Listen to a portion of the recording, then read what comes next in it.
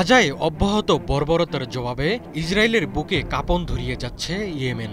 একেবারে বলে কয়ে ইসরায়েলের ভূখণ্ড নিশানা করে হামলা চালাচ্ছে প্রতিরোধ যোদ্ধারা। ইসরায়েলকে পঙ্গু করে দেওয়ার যে মিশন নিয়ে নেমেছে প্রতিরোধ যোদ্ধারা, তা ঘন ঘনই টের পাচ্ছেন বেনিয়ামিন নেতানিয়াহু। মঙ্গলবারও তেল আবিবের বেন গুরিয়ন আন্তর্জাতিক বিমানবন্দর লক্ষ্য করে হামলার ঘটনা ঘটেছে। এদিন ইয়েমেন থেকে দুটি মিসাইল ছুটে যায় বেন গুরিয়নের দিকে।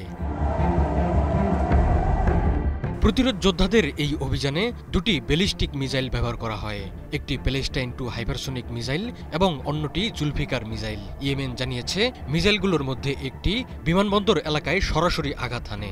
ইসরায়েলের আকাশ প্রতিরক্ষা ব্যবস্থা তা প্রতিহত করতে ব্যর্থ হয়। তেল আবিব অধিকৃত আল কুদস এবং পশ্চিম তীরের বিভিন্ন এলাকায় বাজতে শুরু করে সতর্কতা সাইরেন। বাসিন্দারা বাংকারে আশ্রয় নিতে বাধ্য হয়। হামলার পর তেল আবিব ও আশেপাশের এলাকায় বিমান চলাচল ব্যাহত হয়।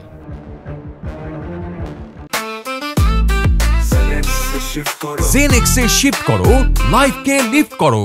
ইয়েমেনের হোদেইদা বন্দরের কাছে একটি স্থাপনায় ইসরায়েলি বিমান হামলার কয়েক ঘন্টা পর এ হামলা চালালো প্রতিরোধ যোদ্ধারা।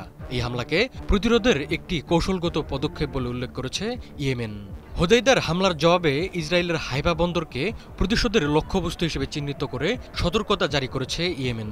যতদিন ইসরায়েল গাজায় আগ্রাসন বন্ধ না করবে, ততদিন এই ধরনের পাল্টা অভিযান চলতে থাকবে বলে জানায় প্রতিরোধ যোদ্ধারা। তারা আন্তর্জাতিক উড়োজাহাজ সংস্থাগুলোকে বেন গুরিয়ন বিমানবন্দরে ফ্লাইট স্থগিত করার আহ্বানও জানিয়েছে। ইয়েমেনের সর্বোচ্চ রাজনৈতিক পরিষদের প্রেসিডেন্ট মাহাদি আল মাসাদ হুঁশিয়ারি দিয়ে বলেন, ইয়েমেনের উন্নত মিসাইল ব্যবস্থা এখনও পুরোপুরি ব্যবহার করা হয়নি, তবে প্রয়োজনে তা মোতায়েন করা হবে। যুদ্ধের ময়দানে আধিপত্য বজায় রাখতে ইয়েমেনের হামলা হবে নিখুঁত, কার্যকর এবং কৌশলগত।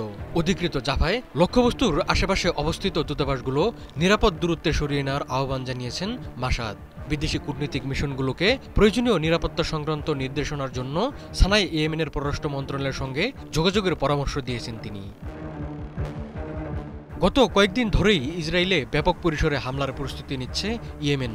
ইতিমধ্যে ইসরায়েলে কাজ করা সকল বিদেশি বিনিয়োগকারী ও কোম্পানিকে দেশ ছাড়ার হুমকি দিয়েছে ইয়েমেনের প্রতিরক্ষা মন্ত্রণালয়। মাহাদি আল মাসাদ জানিয়েছেন, এই গ্রীষ্মেই আগুনে পড়তে হবে ইসরায়েলকে। যারা ইসরায়েলি দখলদারিত্বে বিনিয়োগ করেছে তাদের অবিলম্বে ইসরায়েল ত্যাগ করতে সতর্ক করে দিয়েছেন মাসাদ, কেননা দিন দিন অনিরাপদ হয়ে উঠেছে ইসরায়েলের পরিস্থিতি।